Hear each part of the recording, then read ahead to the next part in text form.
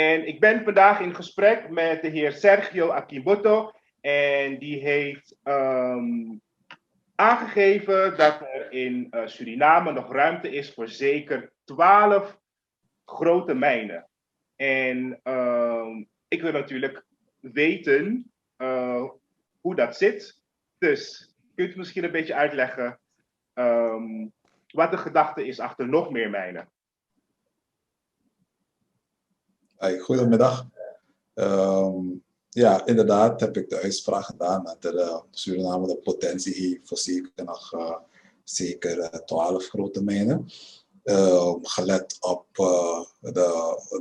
de exploratieactiviteiten, de ontwikkeling qua exploratie, welke nog ruimte biedt om te onderzoeken.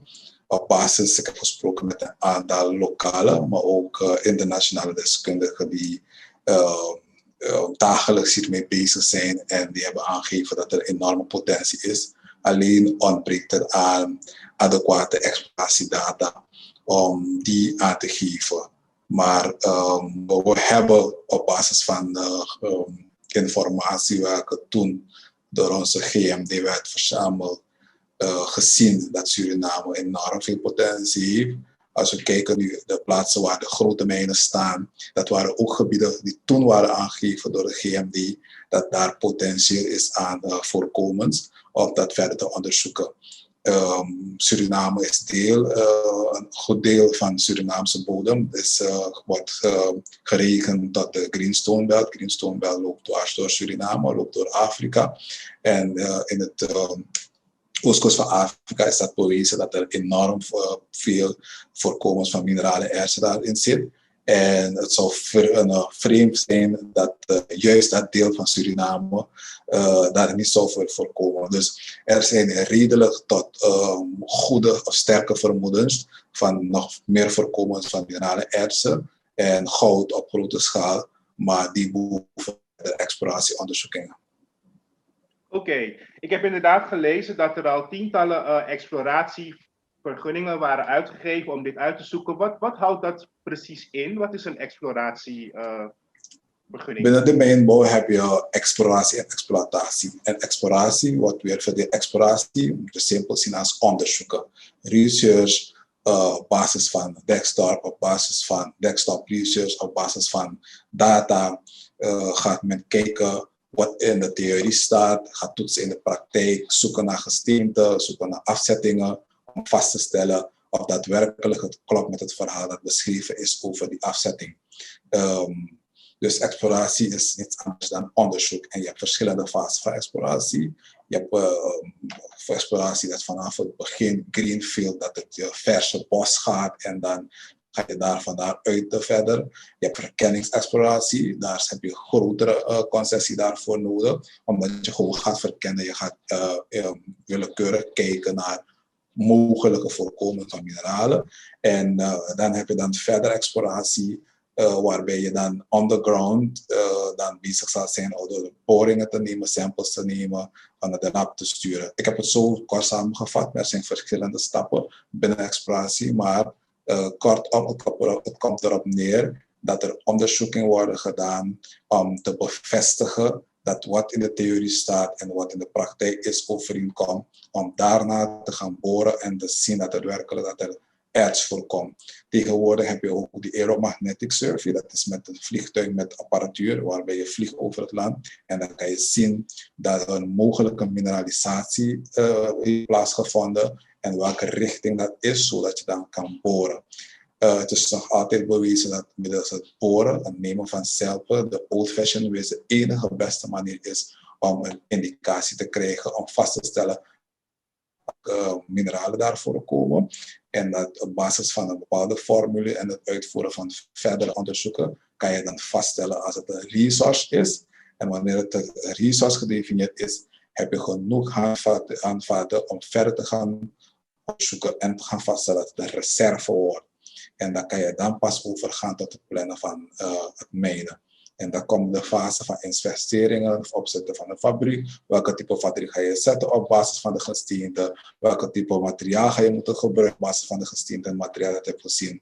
Hoe lang gaat het duren om het te mijnen? Hoe diep is het? Al die berekeningen ga je maken om het feasible te maken, haalbaar te maken, om dan te bepalen welke investering of welke type fabriek je gaat zeggen om te gaan exploiteren.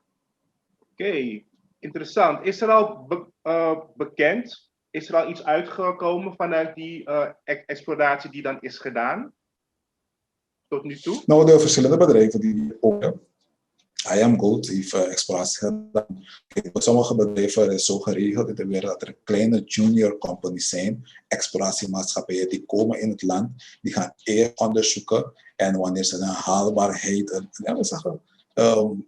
een preliminary assessment hebben gedaan, waarbij ze zeggen van dit case kan solid zijn, dan gaan ze verder naar de beurs, dan gaan ze het op de beurs plaatsen om meer geld te halen, om dan een partnertoeschot eventueel te verkopen. Dat is zo het geval geweest bij de bedrijven die er zijn. Natuurlijk zetten de bedrijven de eigen exploratie voor, maar het is Golden Star die eerst is geweest en heeft gewerkt. Het is toen Suralco geweest. Golden Star heeft eerst gewerkt, afgerond en toen met Cambior gedeeld en Cambior op arbeid later aan IAMGOLD verkocht. Idem met dat van Newmont, Suriname. Eerst een Suralco had de concessies hebben onderzocht en daarna verder onderzocht en overgedragen aan Newmont en zij hebben verder exploratie gedaan. Dus erop neer dat je bedrijven inderdaad hebt gehad die exploratie hebben gedaan voor Suriname. Voor onszelf hebben we nog niet op grote schaal zulke exploratie gedaan, omdat het heel veel geld is. Je moet denken, als je een world-class mine wil opzetten, moet je zeker 7 tot 8 jaar tot 10 jaar zelf exploratie hebben gedaan, om zeker te zijn dat je een minimale reserve hebt om te beginnen om het te rechtvaardigen om de investering te doen. Bijvoorbeeld, Surgold heeft ongeveer $90 miljoen moeten uitgeven om vast te stellen dat ze werkelijk daar een mijn gaan opzetten. Evengoed kan het zo zijn dat ze zeggen van nee, het is niet de moeite waard, we hebben niet de reserve gevonden die we zoeken om het te doen. Dus qua kapitaal en investering hebben we dat nog niet gedaan in Suriname. Ik heb op kleine schaal geprobeerd dat ook te doen bij Grasalco, met een klein gebied van ongeveer 1300 hectare. We waren zo dichtbij mogelijk gekomen, maar het kost heel veel geld, heel veel risicokapitaal dat je eraan moet besteden. Dus ja, er zijn bedrijven lokaal die bezig zijn met buitenlandse bedrijven dat te doen, exploratie te doen. Maar om te komen tot een discovery hebben kleine bedrijven nog niet gedaan. Alleen de buitenlandse bedrijven, voor wat het goud betreft, hebben dat tot nu toe gedaan. Oké. Hoe groot is dan de kans dat die 12 nieuwe goudmijnen of mijnen er daadwerkelijk komen in de nabije toekomst? Nou, de kans is heel klein als je geen exploratie uitvoert. Dan blijft het daarbij, dan blijft het een leuk verhaal, een gedachtegang, een wens, een mogelijkheid, een optie. Maar het gaat niet komen als er geen exploratie uitgevoerd wordt. Wereldwijd is het verhouding van, als ik het goed heb, moet het zijn 1 op 14 of 10 of 14. Van de exploratieprojecten worden een grote mijn. Wat je ook hebt, bedrijven die komen om onderzoek te doen, zijn op een bepaalde reserve die ze vaststellen. Je hebt andere bedrijven die zeggen als we 500.000 ons reserve vaststellen, investeren. Je hebt weer andere bedrijven die zeggen als ik geen 1 miljoen ons ziet, ga ik niet investeren. Dus het wel voorgekomen, ook in Suriname, dat een gebied is onderzocht door een bedrijf en ze waren op zoek naar 1,5 miljoen ons om het project te rechtvaardigen. En ze hebben maar 500.000 gevonden. Dus toen hebben ze de data en de concessiegebied overgedragen aan een klein bedrijf, een Surinaams bedrijf die wel in staat is om het te verwerken en te produceren. Dus de kans, je weet het pas wanneer je begint. In principe, volgens de deskundigen die ik heb gesproken, is het getal zelf hoger. Men zegt 20, maar ik heb voor veiligheid genomen 12. Omdat ik denk dat er toch andere dingen zullen spelen, zoals infrastructuur. Hoe interessant is het project vanwege de remote, de afstand van de gebieden om het te ontwikkelen. Dan moet je zeker een hoeveelheid reserve hebben om dat verder te ontwikkelen. Dus dat zeker hebben we een aantal mijnen die eruit zullen vallen van oké, er is goud daar, maar niet in voldoende mate om te investeren om daar over luchttransport, gebruik te maken van luchttransport, om dat te doen, om daar een weg aan te leggen. Al die dingen komen bij kijken van hoe feasible zal dat zijn. Oké. Ik heb dan nog een vraagje, want mijnbouw is best wel, heeft een enorme impact op ons bos. Hè? En we zijn het meest beboste land ter wereld. Waarom dan toch liever mijnbouw en niet focussen op duurzame bosbouw of zo? De impact Ja, het is inderdaad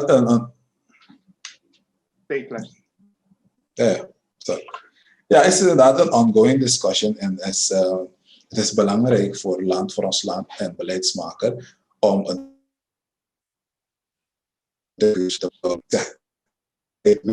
aantasten van. Zouden we die even opnieuw kunnen doen, want hij bevroor even. Okay. Even kijken. Dus ik ga de vraag gewoon weer opnieuw stellen en dan was eventjes stil.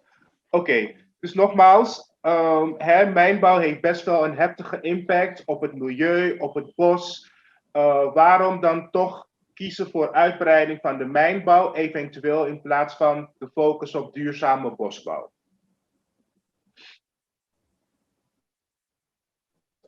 Kijk, natuurlijk is dat een keuze van beleidsmaker om de richting te bellen waar we ons voor gaan inzetten.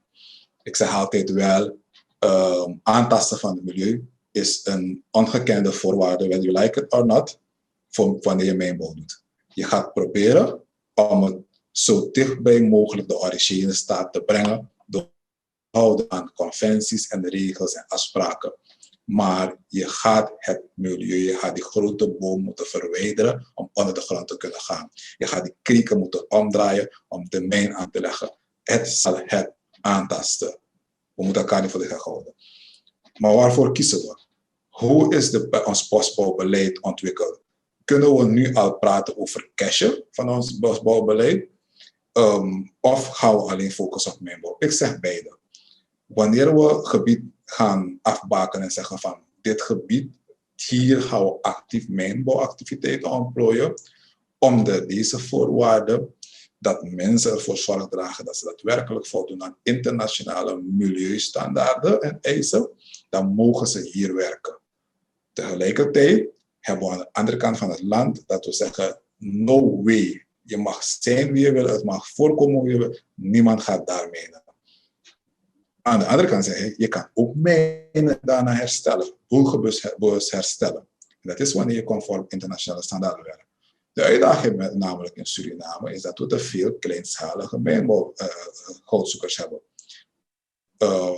Vanwege, ik zeg, het is een sociaal-maatschappelijk probleem. Iedereen probeert te overleven op een best makkelijke manier binnen hun eigen omgeving. Dus men pakt gewoon makkelijk naar goudwinning. Als er werkgelegenheid was, als er alternatieven was, zouden ze dat niet doen. Ik ondersteun, ik begrijp de achtergrond van die kleinschalige goudzoekers. Maar tegelijk zeg ik, het zou beter zijn als we in staat waren om een keuze te maken voor grootschalig mijnbouw. Omdat die bedrijven zich dienen te houden aan een aantal internationale standaarden en voorschriften. In plaats van tienduizenden jongens hebben die daar rondlopen of 30.000 mensen in die sector, liever 6 grote of 8 grote bedrijven, of zelfs die 12 waarover ik het heb, waarbij al die jongens die daar rondlopen een duurzame baan hebben, rechtszekerheid hebben, bestaanszekerheid hebben, dat ze kunnen verdienen en daadwerkelijk een land op grote schaal daarop verdienen. En je kan die bedrijven makkelijker achtervolgen wanneer ze iets mis hebben gedaan. Het is niet dat ze gevrijwaard zijn en dat ze nooit een ramp zich kan voordoen wanneer die bedrijven opereren, maar het is gecontroleerd, het is beter te managen en te sturen, te coördineren vanuit die positie. Wat je krijgt kijk, ik heb ook die ontwikkeling van die bosbouwsector gevolgd, de green, de high forestation, low deforestation country. Ik mocht Suriname vertegenwoordigen bij de laatste COP in Madrid. En ik heb ook gezien hoe het daar loopt. Het is niet zo'n ontwikkeling, het is een big business. Het is ook weer het powerplay van rijke landen die het geld willen hebben, maar weinig bossen. En afhankelijk zijn van de landen die het geld niet hebben, maar heel veel bossen en voor hun gezondheid bijdragen, voor hun zuurstof bijdragen, maar toch willen domineren. Het is kijken en passen en meten hoe je elkaar gaat vinden om dat het voordeel heeft. Want die ontwikkeling van het land is afhankelijk van die mijnbouwsector. Die ontwikkeling van die goudindustrie en al die dingen is afhankelijk daarvan. In principe, als je mij zou vragen, gelet op de indicaties die er zijn, zou Suriname moeten hebben van wat we produceren uit die mijnbouwsector. Om inderdaad te herstellen, ons milieu, maar ook te investeren in duurzamere sectoren. Helaas is dat nog niet goed tot uiteenkomen, dat zeg ik inderdaad. Waarom kijk je dan niet direct naar die bosbouwsector? Want je bent in staat om die mijnbouwsector als zodanig te managen, om daadwerkelijk te verdienen en daaruit duurzame investering te plegen. Dat is honest, dat is honest opinie.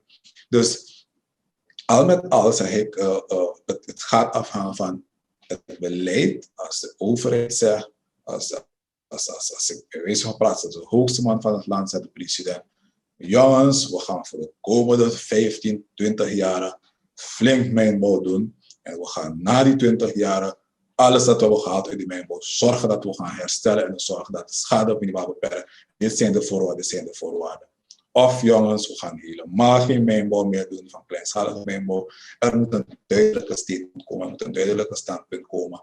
Want u moet het niet verwachten van die kleinschalige goudzoeker dat hij op zichzelf ervoor zal zorg dragen, dat hij milieuvriendelijk gaat opereren, dat hij belasting gaat betalen. Iedereen houdt die jongens kwalijk. De meeste mensen, niet iedereen, de meeste mensen houden die jongens kwalijk. Maar ze zijn idee wat die man probeert te overleven. Het land moet wetten maken, het land moet regels maken en ervoor zorg dragen dat de naleving van die wetten en regels plaatsvindt op een correcte, adequate manier, dat daadwerkelijk de schade tot een minimum wordt beperkt en dat het land daadwerkelijk duurzaam voordelen hieruit haalt. Oké, dankjewel. Dat is heel erg interessant. Ik heb nog een vraagje over. Ik heb gelezen dat in het verleden, toen we bauxiet gingen mijnen, was dat heel fijn hier, want het was bij ons vrij dicht aan de oppervlakte. Nu heb ik gezien dat we ook alleen maar open mijnen hebben. Waarom is dat? Waarom hebben we geen mijnen die de grond ingaan via een schacht, waardoor het bos kan blijven staan, zeg maar, voor een deel? Ja, het is qua design en operaties het altijd bewezen dat ondergrondse mijnen duurder zijn. Nu kan ik niet praten over andere mineralen, maar van goud weet ik wel. Suriname heeft veel voorkomens van goud, maar verspreid. Weinig wat men noemt grades, weinig lage grades. Ik praat over 1, 1,5, 2 hier en daar wat hoge grades, concentraties. Maar het is niet verspreid over het hele land. Waardoor de kosten om underground pit te maken veel duurder zijn dan een open pit. Kijk, in landen waar je een super high grade hebt, ik heb het over 5 tot 10 gram per ton in ondergrondse mijn, is het zo gedaan. Dat is één reden. Tweede is natuurlijk de gesteente. Suriname is een heel oud geologie, laat me het voor gemak zo noemen, Guyana-schild, die soms wat uitdagingen vormen op bepaalde gebieden. Op bepaalde gebieden is het heel voordelig, daar heb je genoeg hard materiaal om heel snel onder de grond te gaan, want die veiligheid van je mensen moet ook gegarandeerd zijn.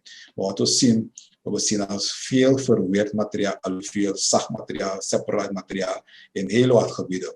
Kijk, IAMGOLD heeft het zelf ook bekeken, nadat ze die 100 tot 150 meter hebben gedaan en ze er bij de hard rock komen, hebben ze gezegd ze willen bestuderen om later in de Saramachamijn een ondergrondspit te bouwen in plaats van die hele berg in te tasten.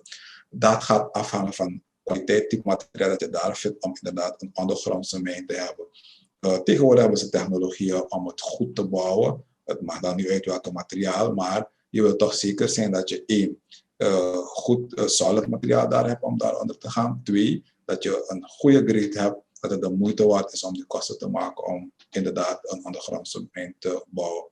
Open pit is makkelijk. Kaalkappen, wegrijden wat niet goed is, wat wel goed is, naar de dingen sturen. Maar dat je ziet dat we veel open pit mijnen hebben gehad de afgelopen jaren. Oké, duidelijk. Even kijken, die andere vraag heeft ze al een beetje antwoord op gegeven. Ik heb nog 2 vragen die ik eigenlijk niet eerder had gezegd. Ik wilde weten, kunt u me iets vertellen over hoe groot die mijnbouwsector nou precies is? Hoeveel mijnen hebben we in totaal nu? Hoeveel werkgelegenheid is er? Wat is het jaar? Hoeveel krijgen we binnen per jaar? Ja, niet alle cijfers zullen dan exact zijn, maar ik kan je indicatief aangeven. De werkgelegenheid qua de 2 large operating mining sites, dat zijn IAMGOLD en Newmont. Dan praten we ongeveer tussen 4.500 personen 400.000? die daar employ hebben. En 2,5 van 2000. Oké. 4.500, ja. 4.500. Ja, 2525, ja. Dan heb je de kleinschalige mijnbouw, waar iedereen aan het schatten is. Exact weet men niet, we praten over 20.000 en 30.000 mensen die daar actief in zijn. Maar vanwege die mobiliteit en de activiteiten overal verspreid, kan je niet exact de cijfers aangeven. Daarna zijn er een paar aantal bedrijven, kleine bedrijven, die hier en daar volgens werken voor de 20 tot 50 man hebben. Ik denk dat er een 17-tal zijn, als ik hem goed heb, van die bedrijven die geregistreerd zijn en die ook wel georganiseerd zijn om op kleine schaal te opereren.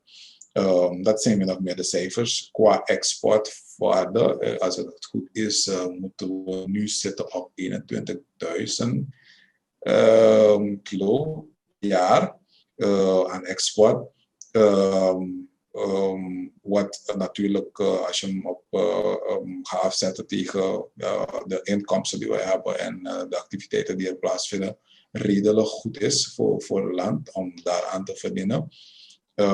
Verder denk ik dat we de overheid dienen met de royalties. En royalties is wat men betaalt omdat er goud in jouw land voorkomt. Het is via verschillende regio's, royalty-regimes, het varieert tussen de 1 en 10%. De eerste deal met IAMGOLD hebben we een deal gesloten op basis van 2,25%. Op basis van net smelt return, dat wil zeggen als het goud verwerkt is, helemaal schoon, allemaal afgetrokken, dan krijg je een hoeveelheid goud, 2,25%. Voor die Newmont deal heeft Suriname 6,5% daarop gehad. Is het deal gesloten. Dat is weer wat anders dan de aandelen, equity, aandelenparticipatie. In de vorige deal had Suriname 5% en de andere nu via staatsolie 25%. En met de uitbreiding van IAMGOLD hebben we nu 30%. Dus dat is ongeveer waar we aan verdienen. En natuurlijk inkomstenbelastingen, de spin-off, dat er goederen en diensten worden geleverd door lokale bedrijven. Al met al, wanneer deze bedrijven is er een beetje zekerheid, baanzekerheid, vooral voor Surinamers, maar ook zeker wel de inkomsten. Dus je zou nog zeker moeten kijken naar dit soort bedrijven om te investeren in je land. En dat is heel interessant. Newmont is voor de top 3 in de wereld. Dus als je een bedrijf hebt, zou het eigenlijk een visitekaartje moeten zijn voor andere bedrijven om te komen investeren. Kijk, als je de activiteiten van de bedrijven in het land gaat beoordelen op basis van natuurlijk wat we verliezen en wat we weghalen aan bomen en bossen en noem maar op, kom je daar nooit uit. Is altijd, de waarde is niet te vertalen, is niet te vergelijken. En daarom zeg ik, mijnbouw is niet duurzaam. Niemand moet elkaar niet van de houden. Het is niet duurzaam.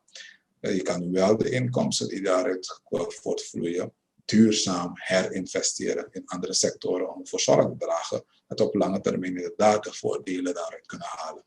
Dus kleinschalige mijnbouw in Suriname, ik ben zelf hier en daar bezig geweest. Ik heb neven en familie die erin zitten.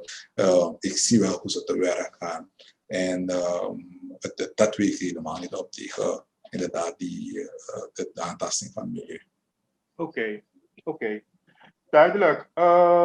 Even kijken, ik had nog een tweede vraag die ik eigenlijk niet had voorbereid.